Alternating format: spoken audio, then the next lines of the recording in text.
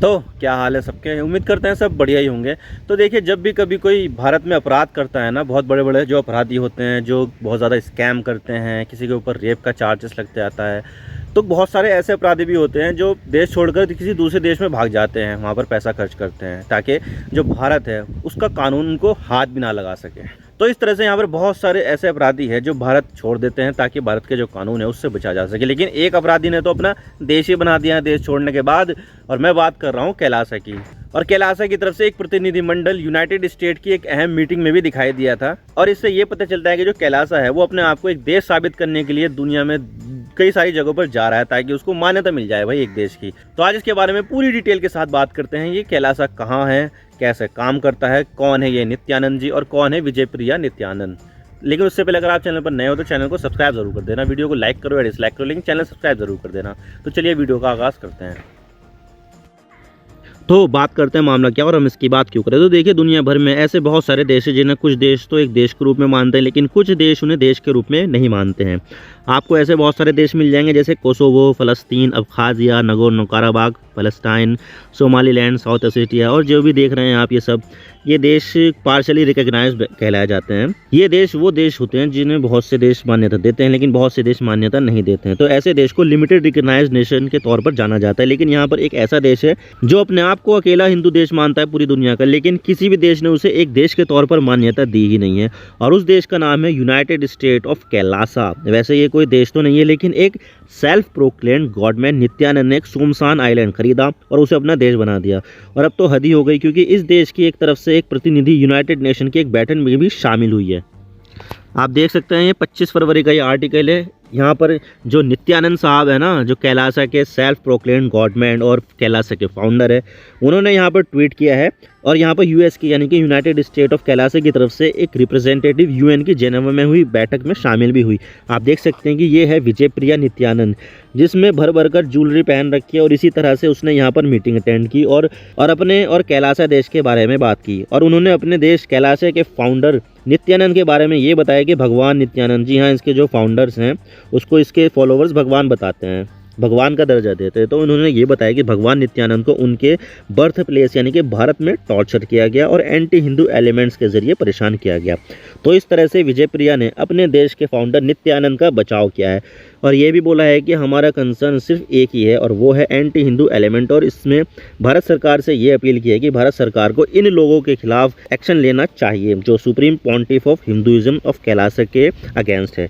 मैं बता दूं कि ये नित्यानंद को हिंदुइज्म का सुप्रीम पॉन्टिफ यानी कि पुजारी मानते हैं और दूसरों को ये बताते हैं कि हिंदुइज्म का कर्ता धर्ता बस यही है। वैसे देखा जाए तो इसके बारे में यूनाइटेड नेशन ने कहा है कि कैलासा की तरफ से एक रिप्रेजेंटेटिव एक एनजीओ की हैसियत से आया था, ना कि एक देश की हैसियत से। और इस कमेटी में कोई भी एनजीओ आकर अपनी बात रख सकता है। आपको उसके लिए उसकी वेबसाइट पर अपने एनजीओ को रजिस्टर करना होगा और ऐसा ही कैलासा ने भी किया। वैसे देखा जाए तो कैलासा को देखकर पूरी दुनिया ही चौंक गई और भारत के लोग काफ़ी मीम बनाने लगे इसके बारे में, क्योंकि ये नित्यानंद भारत में बलात्कार का दोषी है और इसने किडनैपिंग भी की है। इसके बारे में मैं आगे बताऊंगा। तो यूएन ने ये सब देखकर बोला कि भाई हम इस फिक्शनल कंट्री की सारी बातें इग्नोर करेंगे और जो भी कैलासा की तरफ से बोला गया है वो सब इररेलेवेंट है और जो उस मीटिंग में होना ही नहीं चाहिए था। लेकिन सवाल ये आता है कि ये यूनाइटेड स्टेट्स ऑफ कैलासा कहाँ पर स्थित है।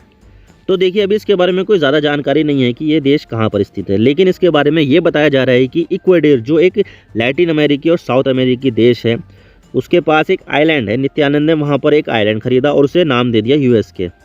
वैसे देखा जाए तो ये नाम उन्होंने तिब्बत में स्थित माउंट कैलाश के ऊपर रखा है और ऑब्वियसली ये एक हिंदू राष्ट्र है तो सारी चीज़ें हिंदुइज्म से ही रिलेटेड होगी।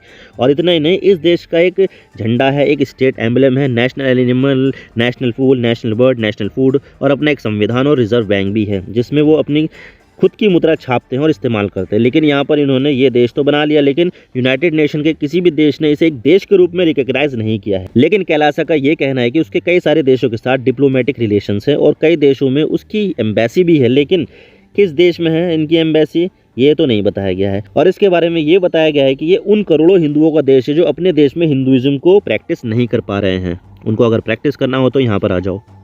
और अब तो इस देश ने ई सिटीजनशिप की भी पेशकश कर दी, वो भी फ्री में, और बोला है कि ये देश पूरी दुनिया के 2 बिलियन हिंदुओं का घर है। अब इस छोटे से टापू पर 2 बिलियन लोग आ पाएंगे या नहीं, ये तो देखने वाली बात होगी। लेकिन यहाँ पर कैलासा की वेबसाइट ये कहती है कि जो ऑथेंटिक हिंदुइज्म है, जिसे सैकड़ों सालों तक दबाया गया है, जिसको टॉर्चर किया गया है, उसको रिस्टोर करना, प्रिजर्व करना और लोगों तक पहुँचाना ही उनका मकसद है। लेकिन इसे तो किसी भी देश ने एक देश के रूप में मान्यता ही नहीं दी, तो इसका लीगल स्टेटस क्या है भाई? तो देखिए, एक देश तब बनता है जब कोई दूसरा देश उसे एक देश के रूप में मान्यता दे। यानी अगर भारत एक देश है तो भारत को एक देश मानने वाले भी तो बहुत सारे देश हैं, तभी तो भारत एक देश के रूप में कार्य कर रहा है। लेकिन जब कुछ देश एक देश को देश माने तो उसे पार्शियल रिकॉग्नाइज कंट्री कहते हैं। जैसे कि कोसोवो, इसे फ्रांस एक देश मानता है लेकिन सर्बिया इसे एक देश नहीं मानता, तो ये एक पार्शियली रिकॉग्नाइज्ड कंट्री है। तो ऐसे ही ताइवान आता है, ताइवान अपने आप को असली चाइना बताता है, लेकिन दूसरे देश कम्युनिस्ट पार्टी वाले चाइना से रिश्ते खराब होने के डर से इसे एक देश नहीं मानते हैं। लेकिन जब किसी टेरिटरी को कोई भी देश एक देश ना माने तो उसे माइक्रोनेशन कहते हैं। यानी कि वो खुद को तो एक देश मानते हैं लेकिन कोई देश उनको एक देश नहीं मानता है, तो ऐसे में ये एक माइक्रोनेशन बन जाते हैं। और कैलासा भी एक माइक्रोनेशन में ही आता है। और ऐसा नहीं है कि कैलासा सिर्फ अकेला माइक्रोनेशन है, बल्कि पूरी दुनिया में बहुत सारे आपको माइक्रोनेशन मिलेंगे और आपको लगभग 140 ऐसे माइक्रोनेशन मिलेंगे जिसे किसी भी देश ने कोई मान्यता नहीं दी है। तो यूनाइटेड स्टेट्स ऑफ कैलासा एक बिना मान्यता वाला माइक्रोनेशन है। लेकिन सवाल ये आता है कि ये नित्यानंद बाबा कौन है जिसने कैलासा नाम का देश ही बना दिया है? तो देखिए, ये है बाबा नित्यानंद, जिनका जन्म 1978 में तमिलनाडु में हुआ था और ये बचपन से ही बाबा वाले काम कर रहे हैं। और इतना ही नहीं, ये एक ऐसा क्लेम करते हैं कि इनके पास 40 तरह की सिद्धि है और दिव्य शक्तियाँ हैं, जिसे काफ़ी ज़्यादा तपस्या करके हासिल किया गया है। और ये जो बाबा हैं वो ये भी दावा करते हैं कि सनराइज़ को यानी कि सूर्योदय को 40 मिनट तक रोक के रख सकते हैं। और इनके पास भगवान शिव की तरह तीसरी आँख भी है, जिससे उन्होंने 82 अंधे बच्चों को आँखें दी है। और अपनी तीसरी आँख से वो दीवारों के आर पार भी देख सकते हैं और किसी की भी बॉडी स्कैन कर सकते हैं। लेकिन मामला तो तब बिगड़ गया जब अमेरिका की एक महिला ने इनके ऊपर बलात्कार का आरोप लगाया और फिर बाद में रेप का आरोप लगाने वाली महिला ने भारत आकर कर्नाटक में नित्यानंद के खिलाफ रेप का मामला पुलिस में फाइल कर दिया, जिसको लेकर कोर्ट में काफ़ी लंबा मामला चला और नित्यानंद को पेशी के लिए भी बुलाया गया। लेकिन कई सालों तक वो कोर्ट में पेश ही नहीं हुए, जिस पर उनके अगेंस्ट गैर जमानती वारंट भी इशू कर दिया गया। और क्या था, ये भाग गए देश छोड़कर, जैसे बहुत सारे भगोड़े भागते हैं। फिर इनके ऊपर किडनैपिंग का मामला भी सामने आया, जहां पर 2 लड़कियों को किडनैप करने का आरोप भी लगाया गया। लेकिन 2019 में देश छोड़कर भागने के बाद नित्यानंद का कोई अता पता नहीं था। कोई कहता था कि वो कैरेबियाई देश में है, तो कोई कहता था कि वो इक्वाडोर में है। और फिर क्या था, उन्होंने अपना देश ही बना लिया। और आप देख सकते हैं, ये है वो झंडा कैलासा देश का, और इस झंडे में वो खुद हैं और गाय हैं। और दुनिया का शायद ये इकलौता झंडा है जिसमें देश बनाने वाले की फ़ोटो भी है। तो ऐसा कोई देश दुनिया में है ही नहीं जिसमें उसके फाउंडर की फ़ोटो है, लेकिन कैलासा में ऐसा है।